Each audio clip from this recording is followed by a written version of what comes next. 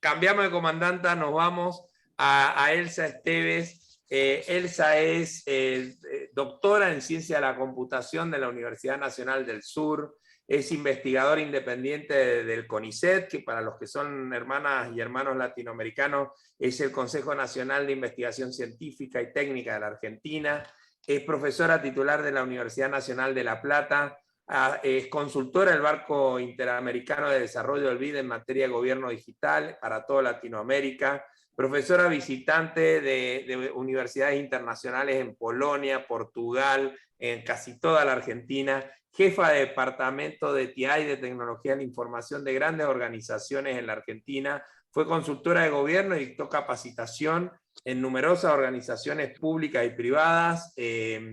También publica paper y libros como toda investigadora y fundamentalmente es titular de la Cátedra UNESCO de Sociedades de Conocimiento y la Gobernanza Digital de la Universidad Nacional del Sur. Para nosotros es un gusto y un honor tenerte, Elsa, acá, y tenés el comando de esta nave, así que bienvenida. Muchas gracias, Mario. Buenas tardes a todas, a todos. Y bueno, un placer estar con ustedes hoy acá para hablarles un poco del liderazgo tecnológico y ética en la automatización inteligente. Y creo que Nieves me dejó muy bien planteado el tema, así que algunas de las cosas que Nieves mencionó me voy a tomar el atrevimiento de volver a continuarlas, ¿sí? Rápidamente, un poco la agenda que preparé es hablarles de la motivación, de la necesidad de asumir el rol de liderazgo tecnológico, tanto en el sector privado como en el sector público, de los conceptos. No les voy a hablar de ética, pero sí les voy a hablar de infoética y algunas cuestiones relacionadas con principios éticos de la información. Explicarles un trabajo de investigación que estuvimos haciendo dentro de la Cátedra UNESCO, la metodología de investigación, escenarios que planteamos en los cuales nos interesó analizar las cuestiones éticas de productos y servicios digitales, principios que elaboramos y algunas recomendaciones para finalmente poder concluir esta charla. Con respecto a la motivación, hoy sabemos que el uso de la tecnología está inmerso en todas las actividades diarias que realizamos, no solamente a nivel laboral, a nivel de aprendizaje, pero sino a nivel cotidiano en cosas sencillas de nuestra vida, ¿sí? Se están utilizando drones para trasladar medicamentos, productos para llegar a áreas remotas, hay infinidad de transformaciones digitales en el sector de salud, desde dispositivos que permiten monitorear distintas funciones de nuestro cuerpo o distintas actividades físicas que realizamos, hasta robots que están proveyendo algunos tipos de servicios en los hospitales, autos autónomos que ya están circulando en las calles, lo que comentaba Nieves de dispositivos hogareños que nos permiten ayudarnos con las tareas de limpieza, o por ejemplo, que nos permiten cerrar, abrir ventanas, dispositivos, etcétera. También robots humanoides, y bueno, también todo el tema de infraestructura y tecnología que están usando los gobiernos para responder a emergencias o para hacer controles en entornos urbanos, ¿sí? Todo esto muestra la relevancia que tiene este uso de digitalización y de transformaciones digitales. Ahora bien, asociado a todo esto y con los beneficios que conllevan, también hay desafíos, ¿no? Y simplemente tomando noticias de los periódicos de este año, ¿sí? En abril leíamos del accidente fatal de Tesla, donde no había nadie al volante. En junio, en Francia se multó a IKEA porque se probó que la filial francesa, a través de un sistema de vigilancia, inspeccionaba y hacía inteligencia, digamos, sobre aquellas personas que se postulaban a trabajar en IKEA, de los empleados e incluso de los clientes durante el año 2009 al 2012. También leímos allá en octubre que una ex empleada de Facebook acusó a la empresa de dañar la salud mental y alimentar el odio de los usuarios. Y recientemente leímos la noticia de un ataque al primer ministro de Irak con un dron en su propia residencia, ¿sí? Entonces, debemos preguntarnos, ¿no? ¿qué es lo que está impulsando el uso de la tecnología? ¿No? Por un lado, sabemos que estas tecnologías son ubicuas, que hay nuevas tecnologías que producen grandes desarrollos, y fundamentalmente todo esto se debe a la tecnología digital que hoy tenemos disponible, a cómo se fue reduciendo el costo y el tamaño de cada vez dispositivos más potentes que podemos utilizar prácticamente hoy en nuestros celulares o en cuestiones diarias que utilizamos, y también cómo los mercados de alguna forma responden a las necesidades y a los deseos que tienen las personas, los usuarios, los clientes de estos mercados, ¿sí? Ahora bien, ninguno de estos usos o estas intenciones de alguna manera conducen necesariamente hacia un futuro mejor de la sociedad. Lo que es importante resaltar, y coincido con lo que decía Nieves, es que la tecnología no siempre es neutral en cuanto a los valores. Es decir, por un lado, no debemos culpar o alabar a la tecnología por las consecuencias buenas o malas del uso que hacemos de la misma. Pero sí debemos responsabilizar a los usuarios de cómo hacemos uso de la tecnología. La tecnología de por sí no es ni buena ni mala, la tecnología es una herramienta. El tema está cómo utilizamos nosotros esa herramienta, ¿sí?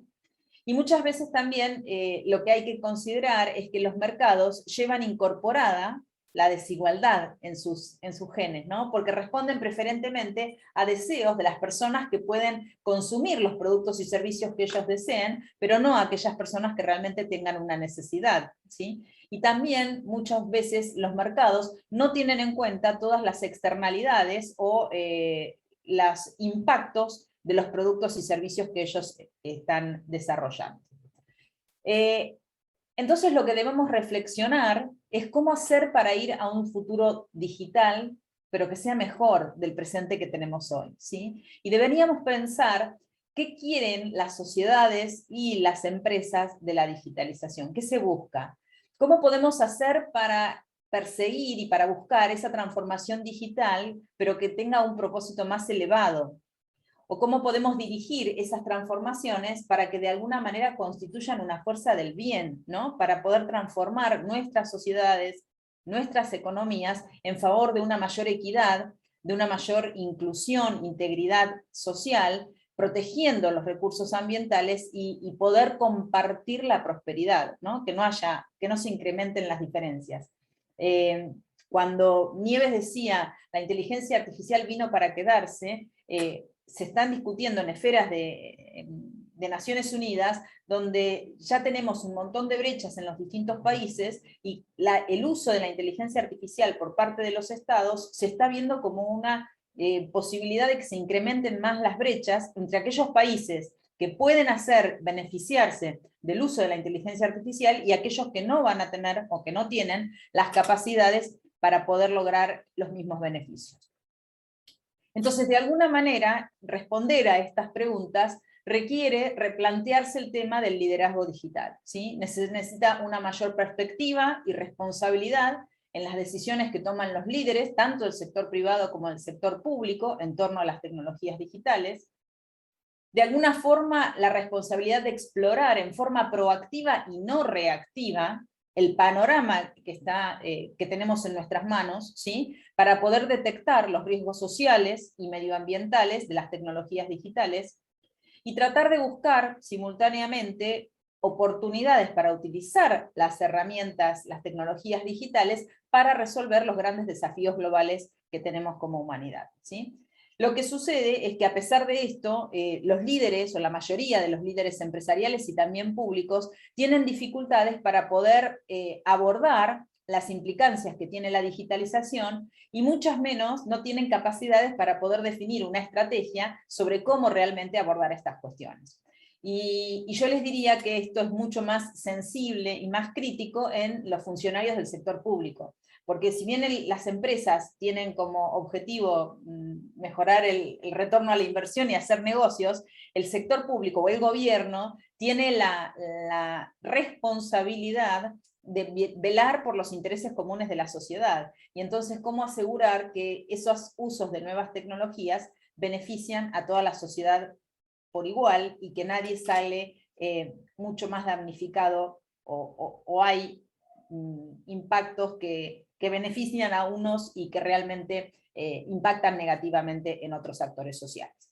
Bien, habiendo planteado esta motivación, brevemente déjenme que pase a darles unos conceptos. No les voy a hablar a ustedes de ética, simplemente déjenme decirles que tratamos de analizar cómo podemos, con estos principios éticos que vamos a discutir, cómo podemos conceptualizar y problematizar las formas de vida que llevamos, ¿no? Que llevamos las personas, cómo nos diferencian, ¿no? Las relaciones que existen entre lo humano y las cosas, ¿no? Tratando de explicar algunas prácticas u operaciones inéditas que nos suceden, ¿sí? Y el objetivo que tiene discutir estas cuestiones éticas es tratar de poner bajo una lupa, ¿no? Bajo una situación, bajo análisis, ¿no? Desnormalizando, asumiendo que no es normal lo que hacemos, ¿sí? Lo que parece normal, y poner una distancia, mirar como con una abstracción lo mayor posible, para poder evaluar esa situación con una nueva lente, con nuevas perspectivas,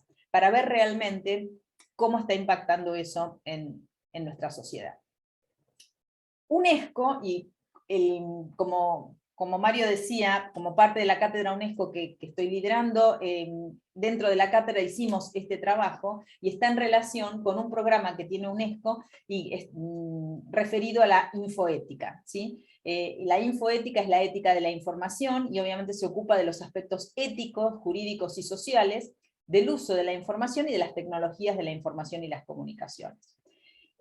UNESCO también promueve lo que conocemos hoy como las sociedades del conocimiento, las sociedades donde los servicios que intercambiamos, donde los productos tienen mucho más valor agregado a aquellos que están basados en el conocimiento, ¿sí? Entonces, estas sociedades necesitan de la libre circulación de la información y el acceso equitativo a datos, a información y a conocimiento para poder desarrollarse. Y por lo tanto necesitan estas sociedades nuevos principios y nuevas normas para su funcionamiento. Entonces, en virtud de esto, UNESCO ha estado realizando en los últimos años varios esfuerzos para poder abordar la dimensión ética de estas sociedades de la información y del conocimiento, y dentro de ello hay un programa de UNESCO que se llama IFAP, Information for All Program, o el Programa de Información para Todos, que promueve los derechos humanos, fundamentalmente para el desarrollo de estas sociedades del conocimiento que sean inclusivas y equitativas. Los principios de infoética están relacionados con los derechos de, por un lado, la libertad de expresión, el acceso universal a la información, la educación para crear talento humano que pueda beneficiarse de todos estos avances, la privacidad y la participación en la vida cultural. Todos estos principios se derivan de la Declaración Universal de los Derechos Humanos.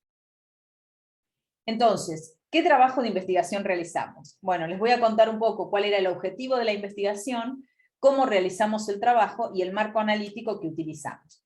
En primer lugar, definimos 3 objetivos de investigación: poder explorar cuestiones éticas relacionadas con el uso de nuevas tecnologías o tecnologías emergentes en servicios digitales urbanos, que se prestan en entornos urbanos. ¿Por qué? Porque entendemos que, además de los procesos de urbanización que ha tenido la sociedad, en entornos urbanos es donde mayor se da la consolidación y el uso de este tipo de tecnologías digitales. El segundo objetivo es identificar los principios éticos que podrían guiar el diseño, el desarrollo y el uso de estos servicios. Y por último, el objetivo tercero era formular recomendaciones de políticas que de alguna manera puedan facilitar la adopción de dichos principios por parte de las administraciones municipales o los gobiernos locales.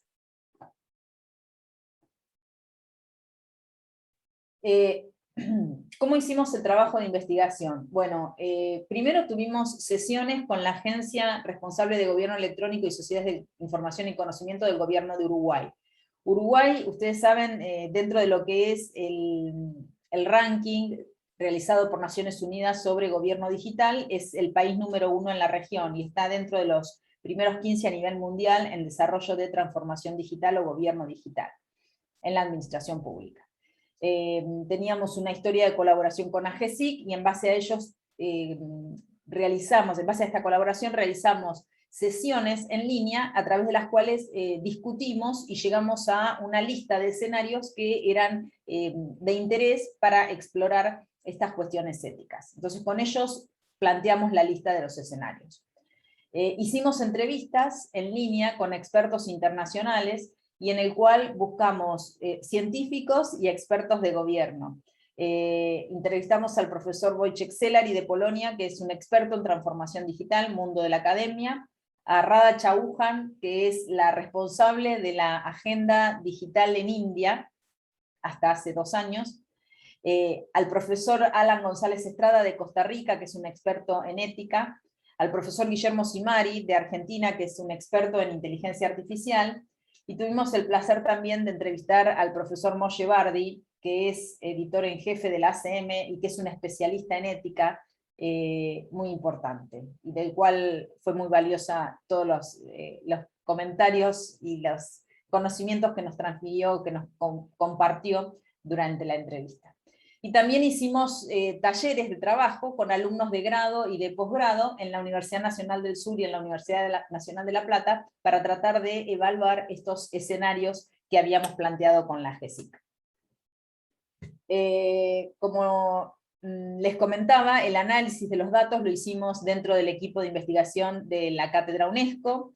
La síntesis que logramos fue una síntesis o formular principios éticos para la formulación, para la prestación de estos servicios públicos digitales, y la formulación de recomendaciones de política pública que incluyen acciones a seguir y algunos indicadores para poder hacer mediciones. Y lo que hicimos fue validar estos resultados con expertos de la GESIC, con expertos los entrevistados, y también con personal de la UNESCO. ¿Sí? Recibimos comentarios y en función de eso se realizó la publicación que estoy hoy compartiendo resultados. Como marco analítico tuvimos en cuenta los principios ROAM de la UNESCO, que son principios para la gestión de las tecnologías emergentes. ROAM es una abreviatura que abarca los 4 principios que se mencionan. R es de Human Rights, de derechos humanos, y formula el respeto a los derechos humanos como la libertad de expresión, la privacidad y la igualdad. La O en inglés corresponde a openness, apertura, para garantizar la apertura del conocimiento, los datos abiertos y la garantía a los mercados abiertos y plurales.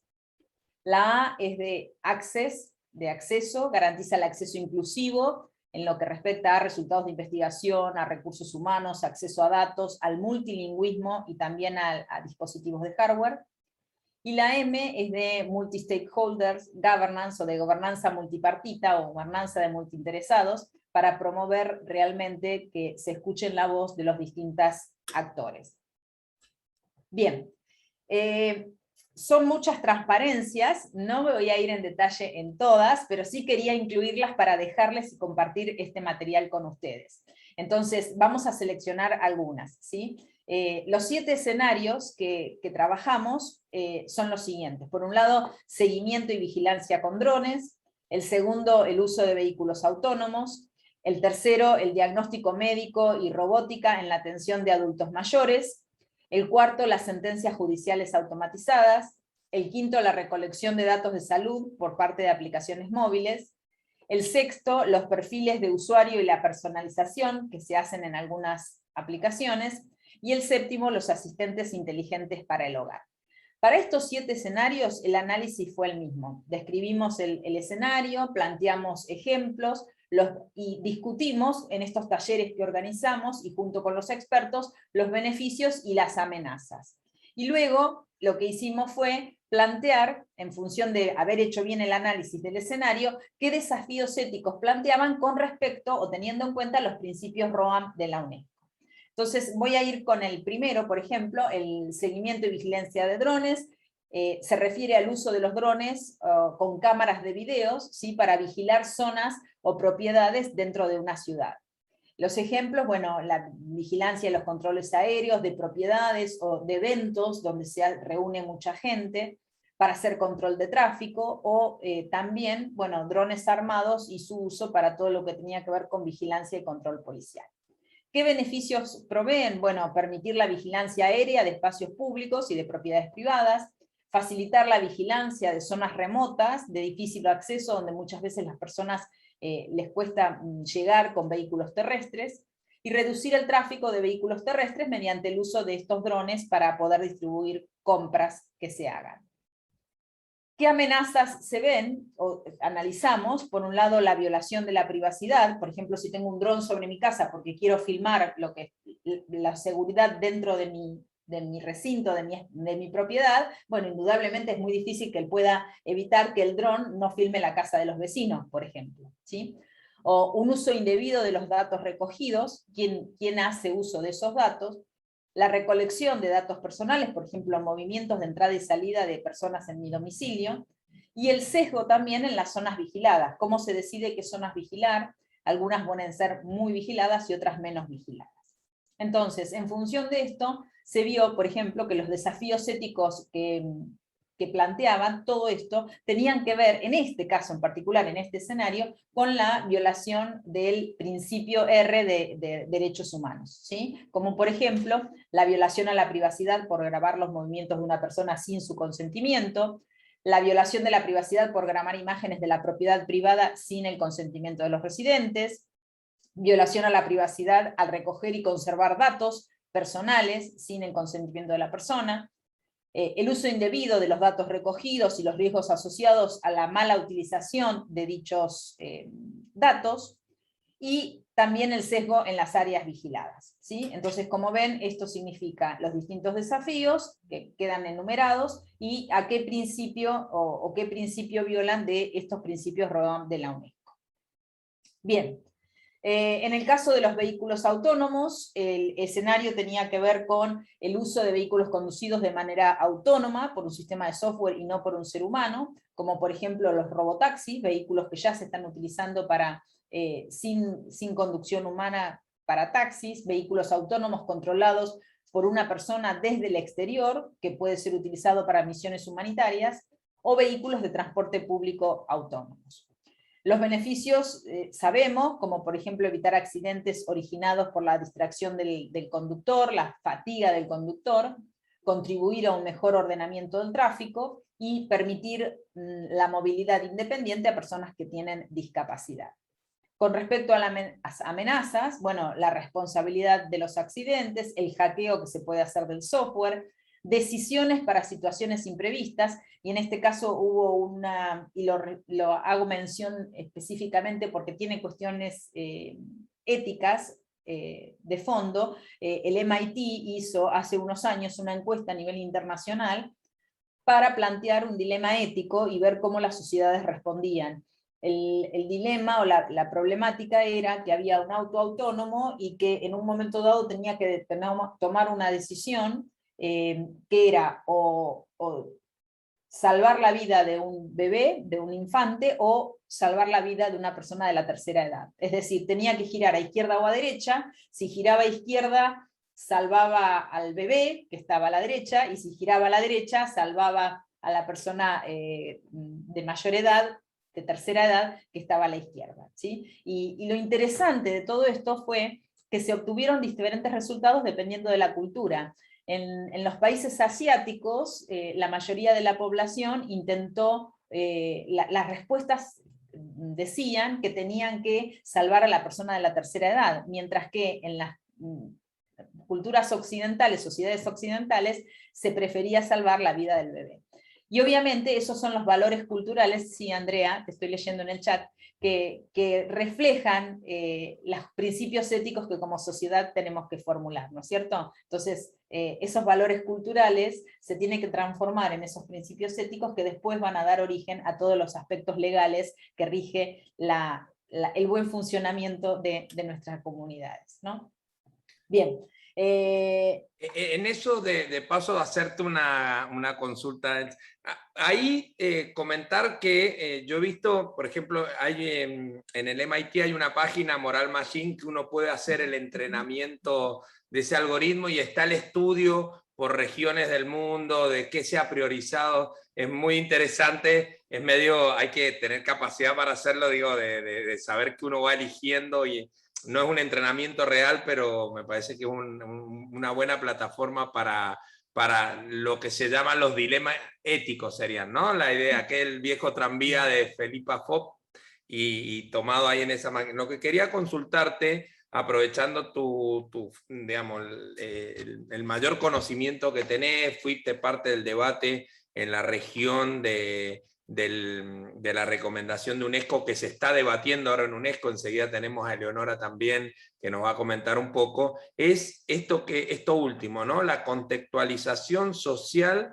de los principios éticos, el impacto en eso en la tecnología, y si crees que, por ejemplo, cada región, entiendo región, no país, sino subregiones, subnacionales, debe tener conceptualización de principios éticos propios, digamos.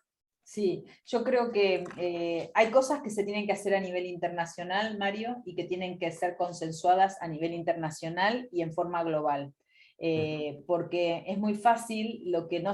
A ver, los datos son intangibles, entonces lo que se prohíbe en un país, así se copió, sin dejar trazabilidad, y entonces se puede hacer en otro país.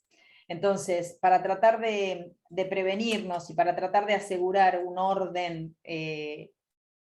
justo para todos, yo creo que hay acuerdos que tienen que ser a nivel internacional, ¿sí? Global. Pero sí también es cierto que después cada sociedad tendrá sus propios variantes a esos principios globales que deberá ajustar y deberá hacerse a nivel regional, porque obviamente la ética depende de la cultura, de los principios culturales que tenemos, ¿no? Entonces, las sociedades somos distintas. Bien, y aprovecho, sé que por ahí lo tenés en la conclusión, pero tenés un auditorio, la mayoría venimos del ámbito jurídico, y nuestro primer sesgo, si se quiere, es regular, ¿no? Prohibir, regular, ver cómo nos tiramos arriba de esto, que a lo mejor pasa por otro lado. ¿Cómo te imaginás la gobernanza, ya sea universal y regional, de este tipo de tecnologías? Tomando experiencia a lo mejor europea de la energía nuclear, de la gobernanza de Internet y la estructura de múltiples stakeholders. ¿Cómo te imaginas este modelo de gobernanza y no solo de regulación?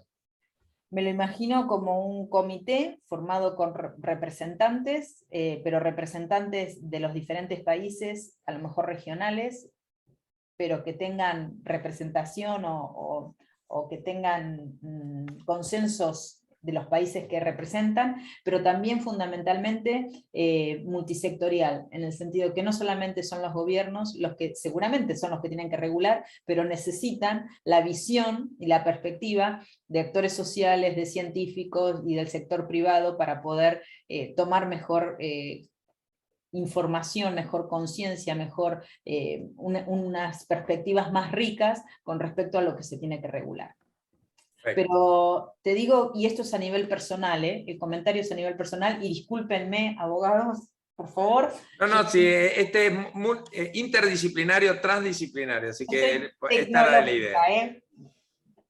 Lo que yo siento es que están perdiendo la carrera, que estamos como sociedad perdiendo la carrera, porque los gobiernos están pasivos totalmente, y los oligopolios de Internet, las grandes compañías de Internet, están avanzando a pasos agigantados, y va a ser muy difícil volver para atrás eso. Y no tenemos idea del impacto que va a generar a futuro. No hay agenda pública, no hay políticas públicas. El ejemplo en la TAM será a lo mejor en el último mes Chile, Colombia en su momento, pero no se percibe agenda pública de este tema. Y esa Internet que nació para ser democrática, libre y abierta, pasó lo que le pasa al mundo. Está concentrada, está cada vez más. Coincido con vos en ese sentido. Y quiero crear conciencia en este sentido, que no nos pase lo que nos pasó con las otras tecnologías. Fíjense una cosa, creamos el auto, ¿cuánto hace? ¿Más de 100 años? ¿Sí? Exacto. Bueno, y era fantástico, y era maravilloso, y nos dio libertad, y nos permitía movernos de un lado a otro. Bárbaro. Pasamos 100 años y ahora estamos pensando que lo que hicimos no era bueno, que tenemos que buscar cosas diferentes. Entonces lo que digo es, no esperemos 100 años al uso de esto, porque en 100 años ya va a ser demasiado tarde, porque el crecimiento es exponencial últimamente. Exacto. ¿No? Ahora, entonces, ¿cómo compensar la necesidad del desarrollo, la aplicación positiva o luminosa de la tecnología y el no limitar y prohibir, ¿no? Porque si no también, si hubiéramos tenido esa perspectiva de auto hace 100 años atrás, probablemente no hubiéramos tenido auto, ¿no? Exacto. Bueno, Mario, acá también quiero hacer una acotación con respecto a esto, y nuevamente, esto es absolutamente personal, ¿sí? Estoy trabajando en un proyecto para el BID sobre casos de estudio de automatización inteligente, para ver cuáles son las condiciones organizacionales que favorecen o que obstaculizan la automatización inteligente en gobierno. Y una de las cosas que veo es lo siguiente: los gobiernos han estado regulando hasta las cosas más sencillas, y existen reglamentaciones o regulaciones hasta el ancho de los cables que tenemos que poner. Doy un ejemplo, ¿sí? Sí. Mínimamente se está regulando, y hay cosas que pasan aviones por nuestras cabezas y que nos pasan por encima y no las regulamos, ¿no? Es cierto. Y esa sobreregulación, ¿no? Está dando origen a que haya eso mismo ocasione obstáculos para la automatización, porque las reglas son tan complejas que es difícil poder automatizarlas. ¿Está? Entonces, para poder automatizar de forma inteligente, estamos pensando en volver para atrás y replantearnos los marcos legales y regulatorios que tenemos. No sé si soy clara con lo que estoy diciendo. Sí, total. Y también se da, no sé si coincide, hay una sobreregulación y también está el otro extremo de ejemplo que puede ser interesante, pero en el medio es lo que vos decís, que están pasando cosas en el medio. Puede ocurrirnos como Chile, que ahora va a ser un derecho constitucional la protección de los neuroderechos. Ya hay legisladores que están intentando copiar ese modelo, y en el medio todavía no se discute cosas mucho más simples a lo mejor, Claro, ¿no? claro. Y por eso es necesario crear consejos multisectoriales, porque el gobierno no puede asumir esta responsabilidad solo. Necesita voz, necesita experiencia, necesita perspectiva de distintos actores. Por eso insisto en una gobernanza multisectorial y multipartita, ¿sí? Genial. Bien, entonces, con respecto a los autos autónomos, bueno, las amenazas y los beneficios los sabemos, algunos desafíos éticos, bueno, cómo decidir la responsabilidad de los accidentes causados, y eso sería en relación con el principio M de multigobernanza o gobernanza multipartita y el principio de apertura. Garantizar que el algoritmo tome la decisión correcta cuando el vehículo autónomo se enfrenta con una decisión imprevista, y esto tiene que ver con el principio de apertura. Evitar el hackeo con intenciones maliciosas del software, tiene que ver con el principio de la gobernanza multipartita. Garantizar, por ejemplo, que los diferentes dispositivos electrónicos que están instalados en el auto protejan la privacidad del conductor y del pasajero, y que no registren datos no autorizados, y eso tiene que ver con el principio de derechos humanos y de gobernanza multipartita. Garantizar la transparencia y la ausencia de prejuicios al decidir automáticamente qué ruta se va a seguir, con los principios de apertura y de acceso, y garantizar el cumplimiento de diversos principios culturales en los algoritmos de conducción automatizada, y eso tiene que ver con el principio de apertura. Antes que me olvide, había alcanzado a leer algo en el chat que alguien había puesto, los principios de Asimov de la robótica. Estaba en relación con lo que estábamos hablando en su momento, y me quedé tildada con eso, y déjenme que les diga algo. Los principios de Asimov fueron formulados en el año 1941 y hoy siguen siendo válidos, y son tres: que el robot no debe, primero tiene que seguir las órdenes que le da un humano, no puede atentar contra un humano, y tiene que preservarse a sí mismo, siempre y cuando cada una de las reglas no invaliden la regla anterior, ¿no es cierto? El problema es, 20 años después está la ley 0 de Asimov, que no debe dañar la humanidad. Exacto. Y ahí ya entramos en dificultad de interpretar qué se trata humanidad frente a la persona o a la máquina, digamos. Tal cual. Es fantástico, la verdad que Asimov sigue... Sí, de hecho, creo sí, que una de las primeras reglamentaciones de la Unión Europea sobre... creo que fue el consumidor, las invocaba como reglas propias de la resolución, las tres leyes de Asimov. creo que sí. Son geniales. Bien, me voy a saltear los escenarios, déjenme que pase a uno que les puede interesar a ustedes y que tiene que ver con el caso Prometea, que también Nieves explicó o dio ejemplos, ¿no? Y ella fue una de las especialistas. Bueno, es un caso en el cual se utiliza la inteligencia artificial para la recomendación de decisiones de los fiscales, ¿sí? En las decisiones del sistema judicial. Hay otros ejemplos, está Watson, por ejemplo, desarrollado por IBM, que es una caja negra y en el cual se utiliza en el Tribunal de Menores del Condado de Montgomery, en uno de los Estados Unidos. Y obviamente Prometea es otro caso que fue desarrollado por el Ministerio Público Fiscal de la Ciudad Autónoma de Buenos Aires en nuestro país. Los beneficios es, bueno, garantizar la coherencia en las decisiones judiciales y la equidad en la aplicación de justicia, porque si está automatizado, digamos, va a fallar o va a recomendar la decisión, siempre la misma decisión, ante situaciones similares. Mejora mucho la eficiencia y reduce los tiempos en las sentencias judiciales y libera el tiempo de los fiscales para que puedan dedicarse a casos más complejos. Obviamente, amenazas que puede haber en este tipo de soluciones, no digo que en el caso de Prometea, es la explicabilidad, cómo llegan a tomar las decisiones, la decisión final que puede estar tomada por un algoritmo y cómo considerar la evolución de esto en la sociedad, ¿sí? Desafíos éticos, en principio garantizar que todos estos sistemas inteligentes puedan explicar el proceso de toma de decisiones y los criterios aplicados para tomarlos, esto es fundamental, y esto tiene que ver con el principio de apertura. Garantizar que las cuestiones especiales, las características y todos los antecedentes que puedan tener relación con un caso judicial hayan sido considerados por el sistema inteligente y que la sistema judicial sea dictada por una persona, es decir, que la decisión no sea totalmente automática, sino que prevea la revisión por una persona. Y esto tiene que ver con el principio de derechos humanos. Y también demostrar que este sistema inteligente tiene en cuenta los hechos más recientes para tomar una decisión y no tiene datos antiguos, ¿está bien? Que es capaz de rever cosas que han sucedido ayer, ¿no? Que no hace solamente sentencias o dicta, emite opinión en función a datos que ya son obsoletos. Y esto tiene que ver con el principio también de derechos humanos. Bien, hay más escenarios. Déjenme ver la hora, yo tenía que terminar a las 8, ¿no es cierto?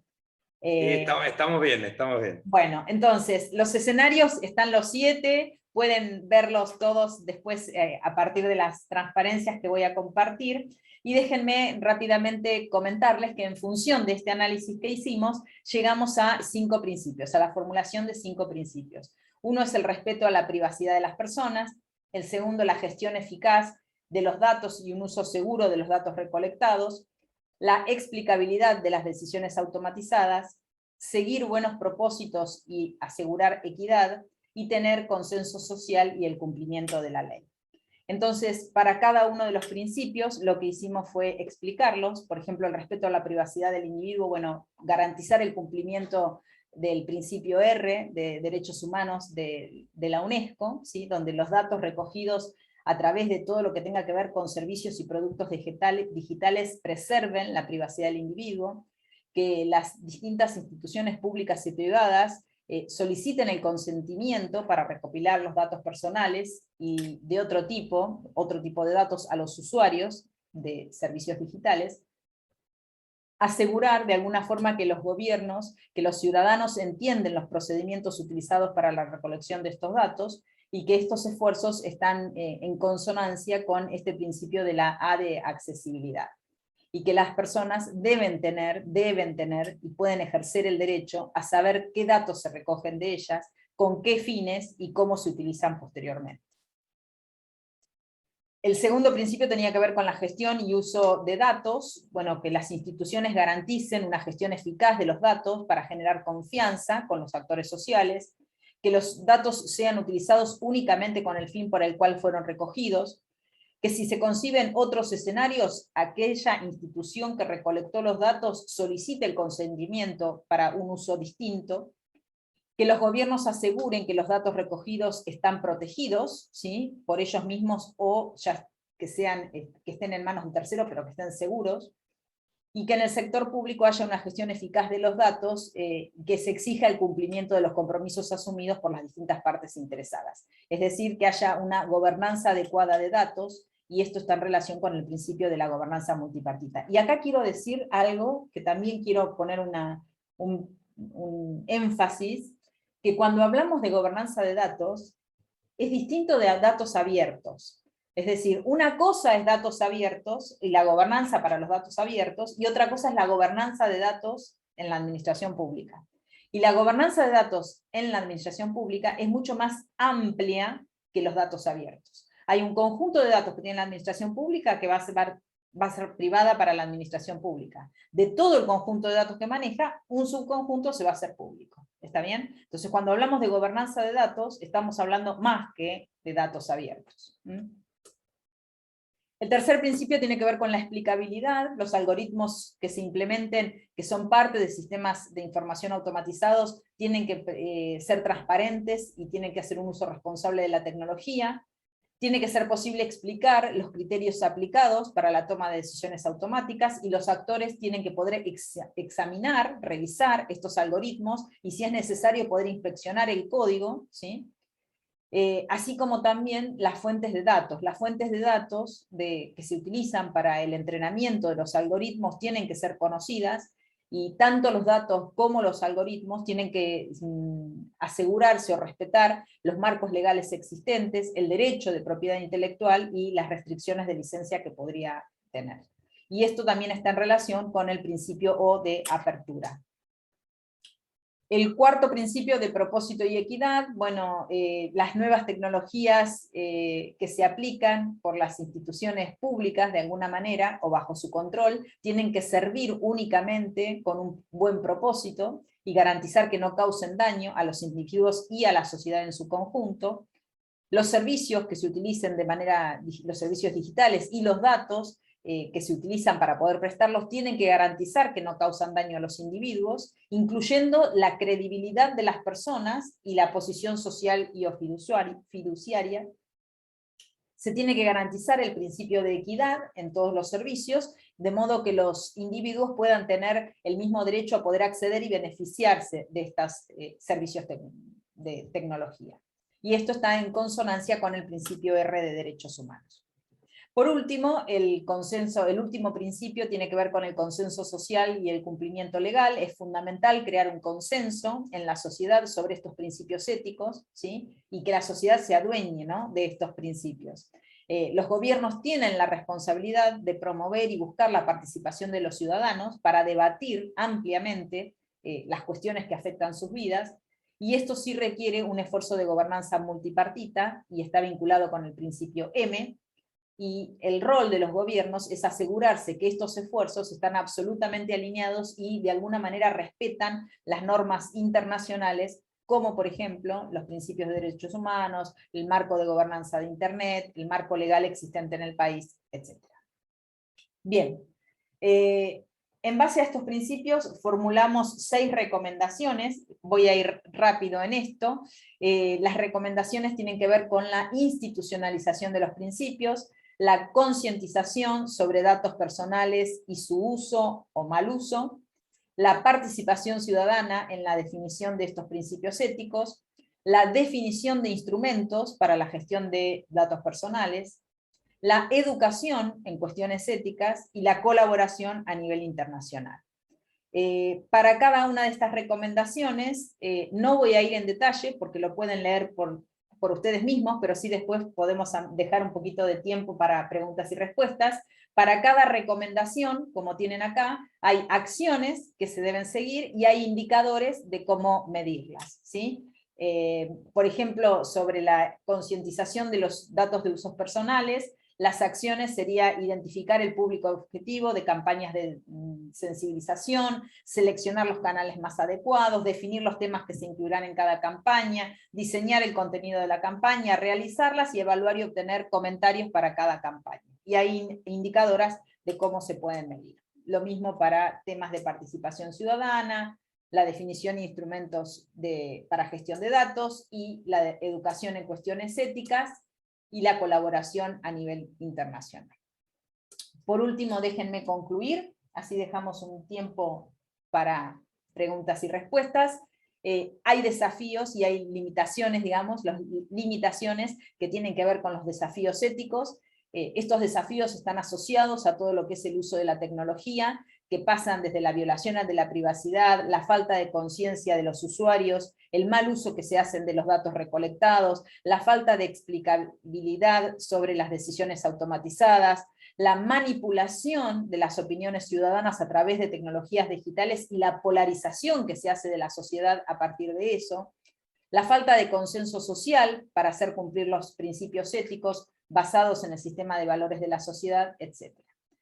Hay principios éticos, ¿sí?, que deben sustentar el diseño de todos estos servicios digitales y el uso de la tecnología, que tienen que ver con el respeto a la privacidad de las personas, la gestión eficaz y el uso seguro de los datos recogidos, explicabilidad de las decisiones automatizadas, seguir buenos propósitos con el uso de la tecnología y asegurar la equidad, y hacerlo en base a un consenso social y la aplicación de un marco legal. Hay recomendaciones políticas, como les comentaba, la institucionalización de los principios éticos, la sensibilización a los ciudadanos, promover la participación ciudadana, definir instrumentos, ¿sí?, y directrices para asegurar su cumplimiento, definir cursos universitarios, ¿sí?, y crear competencias en las personas relacionadas con la ética en el mundo digital, y promover la colaboración internacional, porque como les dije antes, esto no es un problema ni de Argentina ni de Chile, es un problema global que tenemos que resolver como humanidad. Algunas conclusiones: los datos los recogimos principalmente de instrumentos de política y de la práctica, no de literatura. Se utilizó un marco, el marco ROAM de la UNESCO, que de alguna forma podría llegar a tener una capacidad limitada.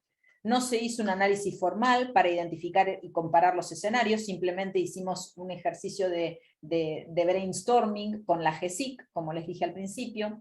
Hubo un número limitado de entrevistados y una validación limitada utilizando grupos de estudiantes de grado y de posgrado en Argentina. Como trabajo futuro, bueno, estamos esperando realizar un estudio más sistemático para identificar escenarios, convertir estas recomendaciones en directrices que se puedan implementar en la práctica, definir el alcance de la formación en cuestiones éticas de la información para futuros responsables de datos, y hacer un análisis comparativo de prácticas internacionales en materia de gestión de datos, que creo que es sumamente relevante. Bueno, con esto concluyo, perdón por la extensión, espero que haya sido de utilidad, y sí tenemos unos minutos para... Sí, hay alguna consulta, la verdad que genial, como siempre, Elsa, disfrutando de esta apertura de camino que nos vas haciendo en todos los ámbitos donde vas participando. Algunas consultas, una tiene que ver mucho sobre cómo imaginas políticas de empoderamiento ciudadano para la comprensión de este tipo de tecnología que de por sí ya son complejas. Es decir, cómo excede esa explicabilidad hacia algo mucho más educativo, de formación, para que eso después sea una exigencia ciudadana hacia las políticas públicas. Yo creo que tenemos que empezar por los más chiquitos, por la educación en la escuela primaria, porque son los... Primero que los chicos en la escuela primaria ya son millennials, digamos, ya vienen con los dispositivos y la tecnología apropiados, ¿no? Y a partir de esa educación en colegios primarios, secundarios y en formación de profesionales en múltiples disciplinas, donde ya tenemos que empezar a poner el ABC, ¿no?, de las nuevas tecnologías y cuestiones éticas, por ahí se empieza. Y empezando por los chicos en educación primaria, muchas veces ellos son los que educan a los padres, ¿no?, porque son los que traen las cosas de la casa al hogar, y es ahí donde se inician los debates.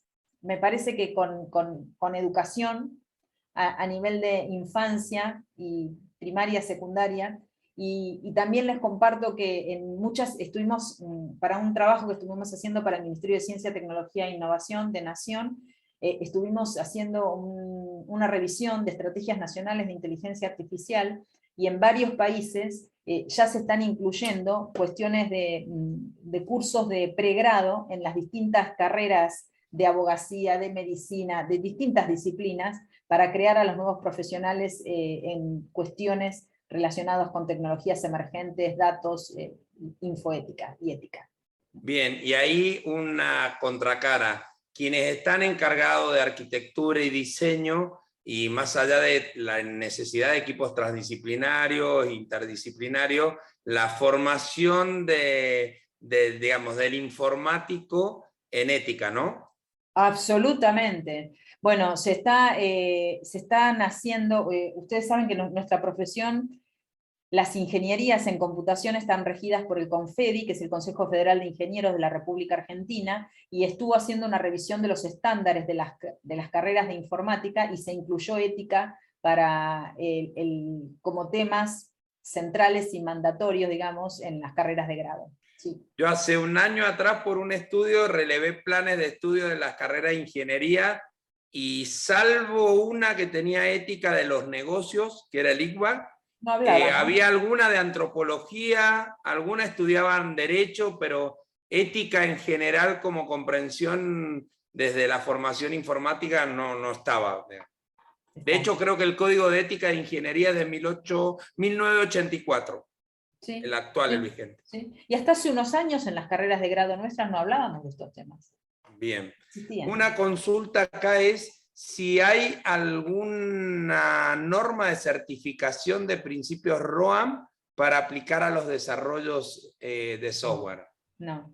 No. Que yo conozca, no. Son recomendaciones conceptuales de principios, ¿no? Sí, sí. Ah, ok. De certificación. Bien. Y hay un montón, pero como cierre, algunas... ¿qué te imaginas para una política pública de IA que tiene que tener como condición, digamos, como contenido? ¿Qué son las 3, 4 líneas que debe tener una política pública de IA?